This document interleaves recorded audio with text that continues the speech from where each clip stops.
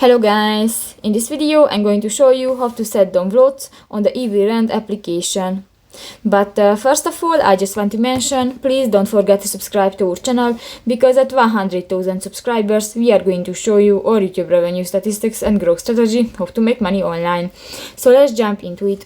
First of all, open the application on your device. So that's the home screen, and you can find different buttons.